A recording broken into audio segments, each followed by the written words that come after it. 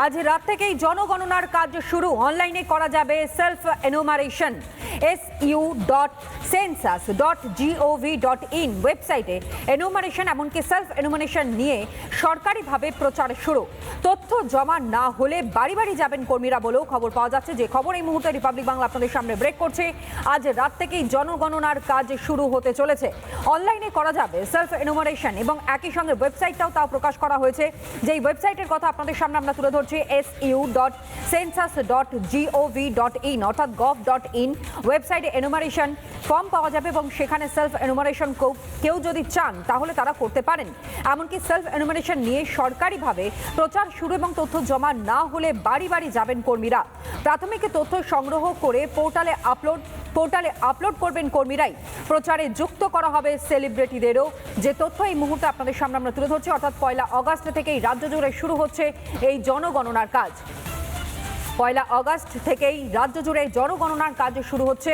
অনুপম আমার সহকর্মী এই মুহূর্তে আমার সঙ্গে রয়েছে, এই বিষয়ে আরো বিস্তারিত জানাবে। অনুপম,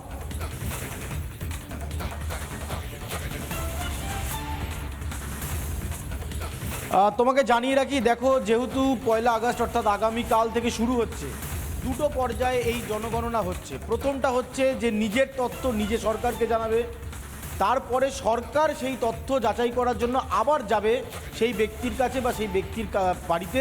সরকারের কিছু তথ্য জানার আছে, সেটা সরকার জানবে। প্রথম পর্যায়ে হচ্ছে যে একজন নাগরিক তিনি তার তথ্য কিভাবে জানাবেন। নির্দিষ্ট একটি ওয়েবসাইট চালু হচ্ছে, সেই ওয়েবসাইটে তার যাবতীয় তথ্য তিনি নিজে আপলোড করবেন। সেইটা আপলোডের বিভিন্ন প্রসেস রয়েছে, সেইটা মেনটেন করে এইটা করে দেওয়ার পর 15ই আগস্ট পর্যন্ত এই প্রক্রিয়া চলবে। 15ই আগস্টের পর সরকার এই সমস্ত নথি দেখবে। এই নথি দেখার পর সেই নথি যাচাইয়ের জন্য আবার তারা পুনরায় বাড়ি বাড়ি যাবে। প্রথম পর্যায়ে তার নাম, তার ঠিকানা, তার বাড়ির যা ডিটেলস রয়েছে সবটা তিনি দেবেন। দ্বিতীয় পর্যায়ে যখন সরকারের পক্ষ থেকে যাওয়া হবে, তখন জনগণনার ক্ষেত্রে কতজন সদস্য, কতজন পুরুষ, কতজন মহিলা, এই যাবতীয় তথ্য সংগ্রহ করবে। তোমায় জানিয়ে রাখি, এটা প্রথম ডিজিটালভাবে এই জনগণনার প্রক্রিয়া হচ্ছে। এতদিন পর্যন্ত আমরা দেখেছি যে ম্যানুয়ালি হয়েছে, অর্থাৎ একজন ব্যক্তি সরকারের পক্ষ থেকে সশরীরে হাজির হয়েছেন, তারপর তিনি তথ্য সংগ্রহ করেছেন, সেই তথ্য তারপর তিনি নির্দিষ্ট পোর্টালে আপলোড করেছেন।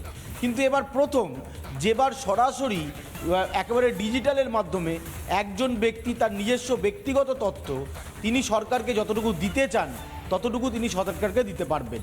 সরকারের তরফেও এই জনগণনার ক্ষেত্রে নিজস্ব একটা সার্ভে থাকবে, সেই সার্ভেটাও কিন্তু দ্বিতীয় পর্যায়ে হবে। সব মিলিয়ে যেটা মনে করা হচ্ছে যে 2027-এর মাঝামাঝি সময়ের মধ্যে এই গোটা প্রক্রিয়াটা সম্ভবত শেষ হয়ে যেতে পারে।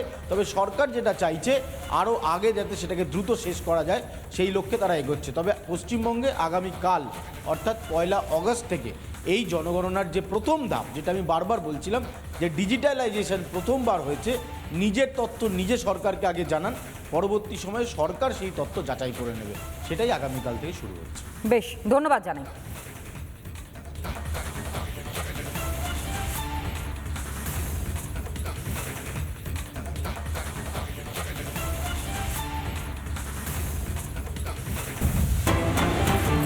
নানা ধরনের কন্টেন্ট দেখার জন্য লাইক করুন, শেয়ার করুন আমাদের ফেসবুক পেজ, সাবস্ক্রাইব করুন আমাদের ইউটিউব চ্যানেল। পাশাপাশি অন্যান্য ব্রেকিং নিউজের জন্য অবশ্যই চোখ রাখুন রিপাবলিক বাংলায়।